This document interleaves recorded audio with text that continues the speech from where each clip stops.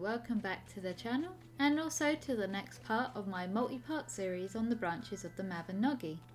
We are now on the third branch called Manawydan Llŷr, which is a direct sequel to the last chapter and picks up just after they buried King Brandigifran's head on Whitehill in present-day London. This chapter doesn't have any violence like the last one, but it is more magic-y in nature and centres around the character from the previous branch, Manawydan Llŷr, who was the brother of Bran and Branwen from the last branch. If you've seen a few of my previous videos, this name might sound a bit similar to the Irish sea god Manawydan, and it is believed he is likely originated from the same Celtic deity as Manannan, but no surviving material connects him with the sea in any way except for his patronymic name, being Llŷr, which is an old Welsh word for sea.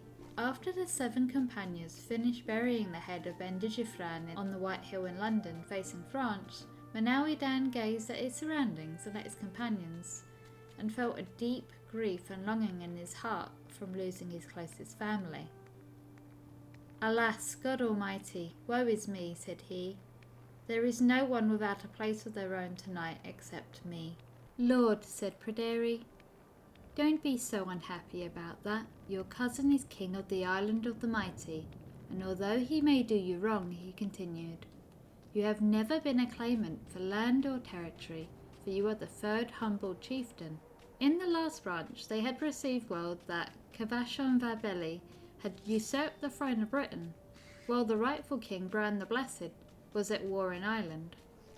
Using a magic cloak which renders him invisible, he had killed 6 of the 7 stewards Bran had left in charge, while the 7th, Bran's son Caradog, dies of despair at the sight of a disembodied sword killing his men. "Aye," said he, "though that man is my cousin, I find it somewhat sad to see anyone in the place of Brandigifran my brother, and I cannot be happy in the same house as him." Although he calls Cyfashon his cousin, he might actually be his uncle, since the children of Llyr's mother was named Manawydan, and was written to be the daughter of Beli fab Manawydan. But the genealogies may also be confused, and she may have been Beli's sister, in which case they would then be maternal first cousins. Pryderi tells Manawydan that since he doesn't have a home or family to go back to, that he should follow him to the kingdom of David, where Pryderi is reunited with his wife Cigfa, and introduces Manawydan to his widow mother, the goddess Rhiannon from the first branch. Manawydan and Rhiannon sit and get to know each other. He feels a calm and peace when he's with her, and Pryderi offers to let him marry his mother, and to give him the sovereignty to rule the 7 cantrips with her, while Pryderi and Cigfa rule it in name. "The 7 cantrips of David have been left to me," said Pryderi, "and Rhiannon my mother is there. I will give her to you, and the sovereignty of the 7 cantrips with her. And though you may have no more domains than those 7 cantrips, there are no cantrips better than they. Cigfa, daughter of Gwyngoio, is my wife," he continued, "and though it may be my territory in name, let the enjoyment of it be yours and Rhiannon's. And had you ever desired territory, it would have probably have been those that you would have taken." The pair marry, and the 2 couples spend time together and enjoying each other's company by hunting, fishing, and walking across the land. But it isn't long before Pryderi leaves to pledge his allegiance to Cyfashon fab Beli in what is now Oxford. Soon after his return home, they were hosting a feast when a magical mist descends on the land, leaving it empty of all domesticated animals and humans apart from the 4. As they were seated thus, suddenly there was a clap of thunder, with such a great clap of thunder, a fall of mist, so that no one could see anyone else.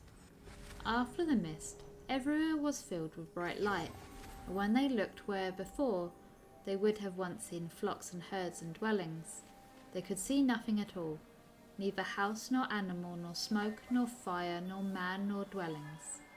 Nothing, except the empty buildings of the court, deserted, uninhabited, without man or beast within them, their own companions lost, without them knowing anything about them, no one left except the 4 of them. They travelled all over, but could only find wild beasts. They were fine with this for a while, and enjoyed themselves by hunting for wild game. But after a while, they had decided that living in a world without people was too boring. So they decided to travel to England, and live in 3 different towns, where they decided to become crafters and salesmen. They have tried to craft saddles, shields and shoes, but made them so well that all the local craftspeople couldn't compete with them, and an angry mob would chase them out of each town. Pryderi, being the well-to-do son of a goddess and a king, starts to complain that he can't live with the peasants anymore, and decides that he would like to fight the angry mob.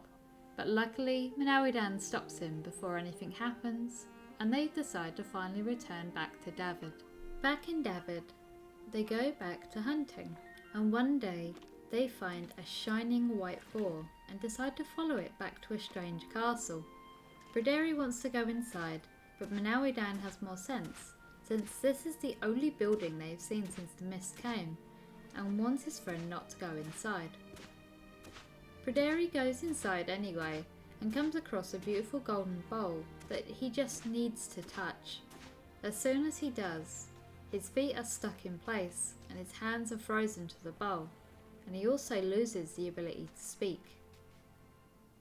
Manawydan, still waiting outside, stays for as long as he can before finally heading back to Rhiannon and Kigva.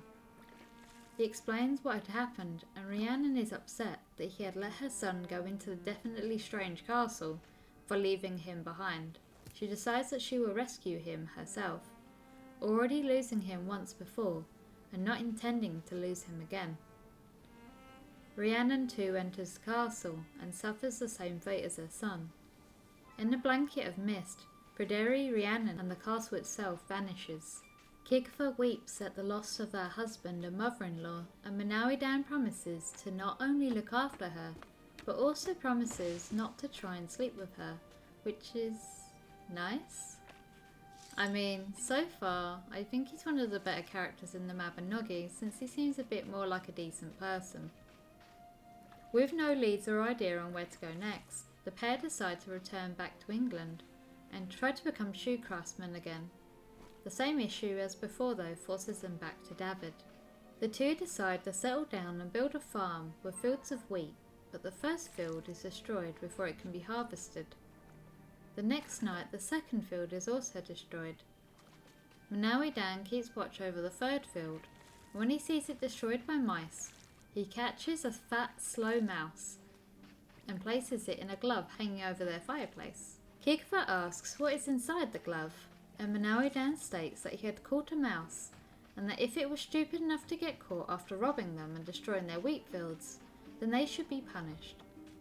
Kigva considers this, and asks if it is really needed to kill a mouse, but states that it will be down to him and doesn't press the matter. He builds a mini gibbet, or gallows, used to execute people by hanging, but plans to use this on the mouse for the damage caused to his fields. Before he can though, a priest, a cleric and a bishop come by one at a time and beg Manawydan to spare the mouse and offers him gifts if he would agree, but Manawydan refuses point blank. He replies that the only thing that would make him let this mouse go is for the safe release of Pryderi and Rhiannon and the lifting of the enchantment over David. You see, there have been no other humans in David since the mist had fallen, and suddenly they had 3 visitors in one day.